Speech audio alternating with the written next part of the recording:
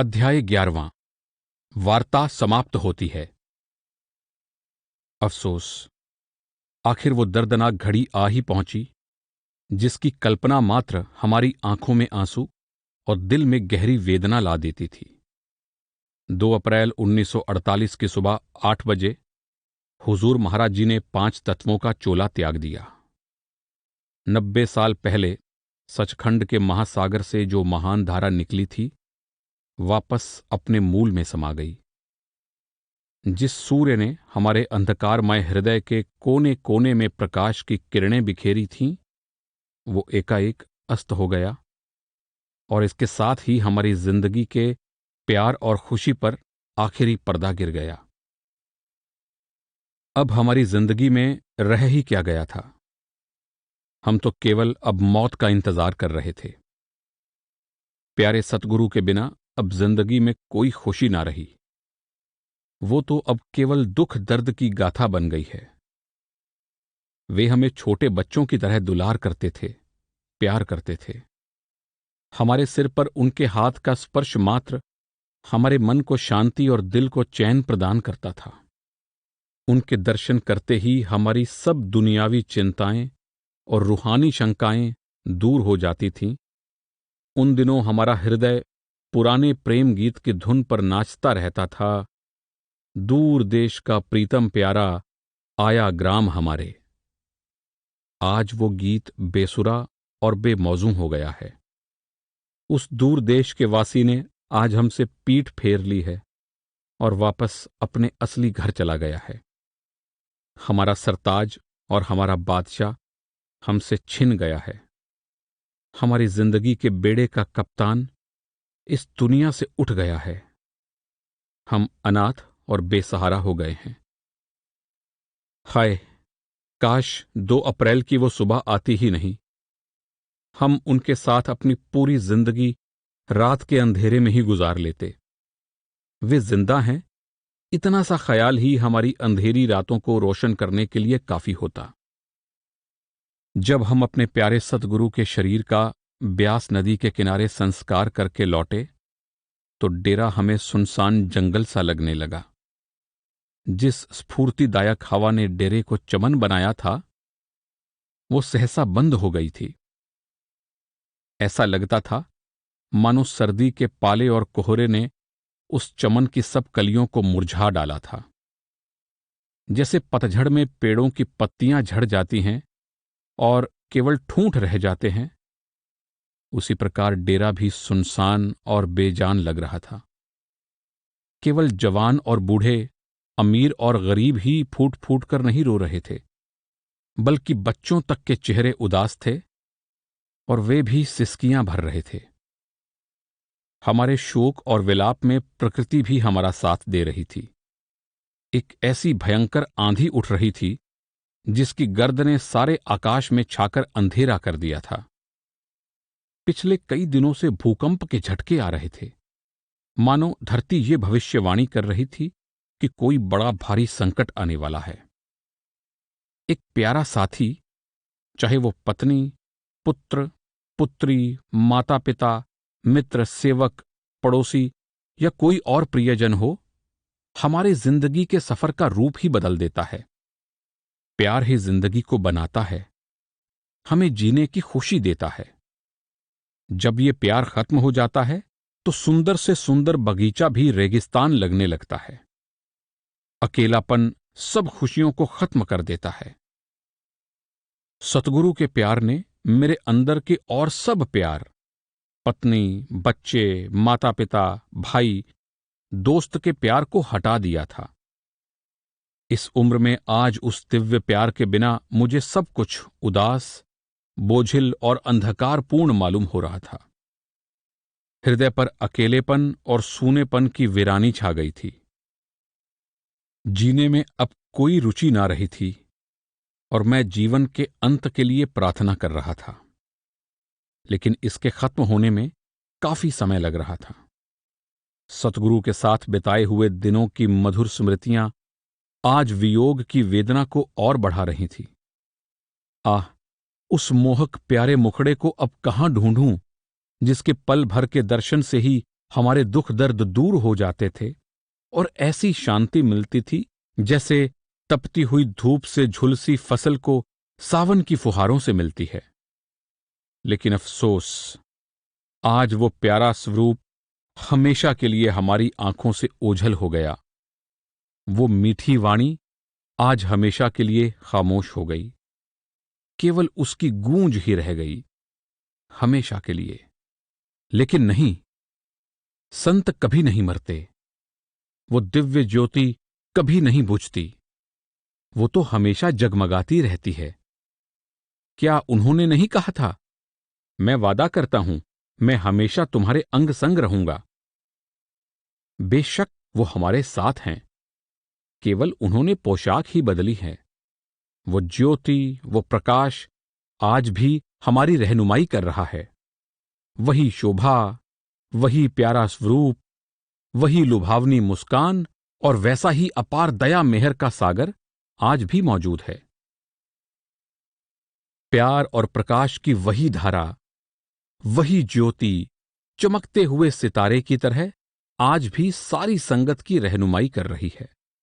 सिर्फ हमें प्रेम, प्रतीति और नम्रता के साथ उनकी दया मेहर को पाने के लायक बनना है। चोला छोड़ने के 15 दिन पहले हुजूर महाराज जी ने एक वसीयतनामे के द्वारा सरदार बहादुर जगत सिंह जी को अपना परमार्थी उत्तराधिकारी नियुक्त किया। 20 मार्च 1948 की सुबह मैं राय साहब मुंशी राम जी के साथ बैठा हुआ था।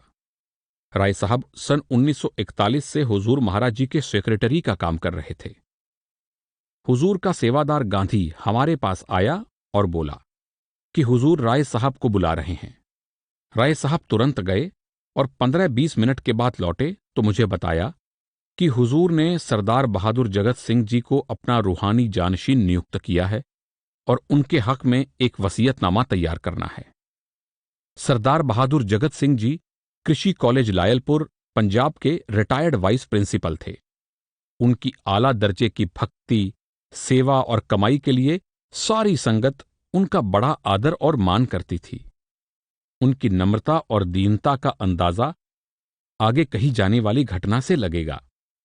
वसीयतनामे पर दस्तखत करने से पहले हुजूर ने सरदार बहादुर जी को बुलाया और कहा, परमार्थ और नामदान की जो जिम्मेदारी मेरे सतगुरु बाबा जी महाराज ने मुझे सौंपी थी, वो मैं तुम्हें सौंपता हूं।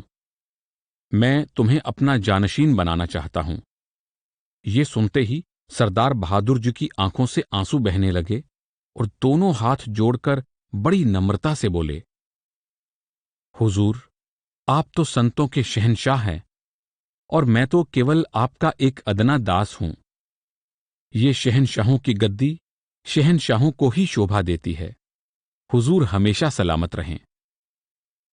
हुजूर महाराज जी कुछ नहीं बोले, केवल सरदार बहादुर जी के ऊपर एक प्यार भरी दृष्टि डाली।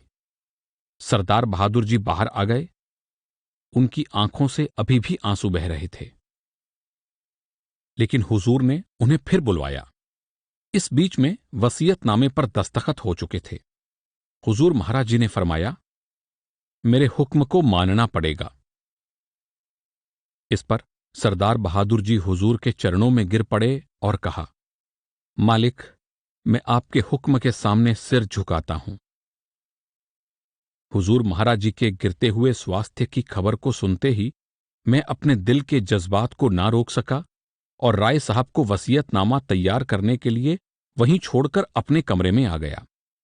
शाम को मुझे वसीयतनामा दिखाया गया तो मेरे मुंह से निकल पड़ा कि हुजूर महाराज जी परमार्थ में तो पूर्ण संत हैं ही, दुनियादारी के कामों में भी उनकी सूझबूझ कुछ कम नहीं थी।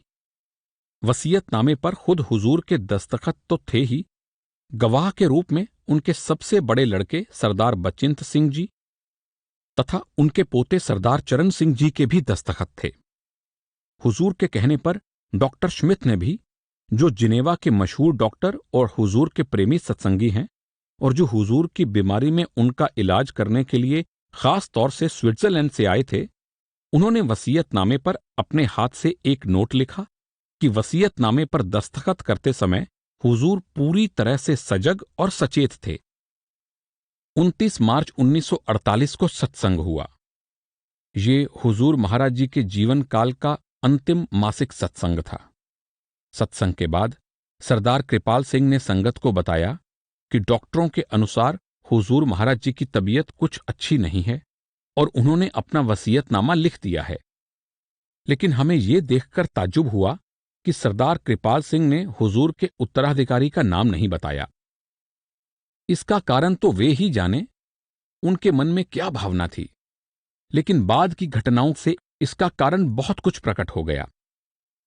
कुछ लोगों ने उत्तराधिकारी के नाम को छिपाकर रखने की कोशिश की, लेकिन फिर भी उत्तराधिकारी का नाम संगत के वापस लौटने से पहले ही सारे डेरे में हर सत्संगी की जबान पर था। दुर्भाग्य से सरदार बहादुर जगत सिंह जी बहुत कम समय के लिए हमारे बीच रहे। उन्होंने अप्रैल 1948 में गद्दी संभाली और अपनी पूरी रूहानी शान में जगमगाने लगे। स्वास्थ्य के खराब रहने के बावजूद भी उन्होंने अपनी जिम्मेदारी बड़ी श्रद्धा और दृढ़ता से निभाई। 23 अक्टूबर 1951 को वे ज्योति ज्योत समा गए। महाराज चरण सिंह जी को अपना उत्तराधिकारी नियुक्त करके वसीयतनामे पर दस्तखत करते हुए उन्होंने कहा, मैं अपना गुरु का खजाना वापस उन्हें ही सौंप रहा हूं। मुझे खुशी है कि मैं इस धरोहर को वापस लौटा रहा हूं। महाराज चरण सिंह अक्टूबर 1951 में गद्दी पर विराजे। इस छोटी सी पुस्तक में महाराज जी के या उनके पहले सरदार बहादुर जी महाराज के कार्यों और शिक्षा का वर्णन किया जाना संभव नहीं है। ये काम तो मैं किसी बाद में आने वाले लेखक के लिए छोड़ता हूं। लेकिन हुजूर महाराज जी के शब्द मेरे कानों में अब भी गूंज रहे हैं। मेरा उत्तराधिकारी मुझसे 10 गुना ताकत और दया मेहर लेकर आएगा। संगत और डेरा बहुत तरक्की करेंगे। तुम्हारा प्यार और विश्वास भी बढ़ेगा और तुम्हें और ज्यादा दया मेहर और बख्शिश मिलेगी। हिंदुस्तान और विदेश के सत्संगियों और परमार्थ के खोजियों को इस बात की सच्चाई का पूरा अनुभव हो रहा है। परमार्थ के सच्चे जिज्ञासुओं के लिए सतगुरु का द्वार हमेशा खुला रहता है। वे अपनी समस्याओं और शंकाओं के समाधान के लिए जब चाहें उनके पास आ सकते हैं। ऐसी मुलाकातें हमेशा फलदायक होंगी और लोगों को हुजूर महाराज जी के वचनों की यथार्थता का पता अपने अनुभव द्वारा पता लग सकेगा। उन्हें मौजूदा सतगुरु में वो अलौकिक ज्ञान और रूहानी दौलत मिलेगी जो आज की दुनिया में दुर्लभ है और जो पूरे सतगुरु की निशानी है।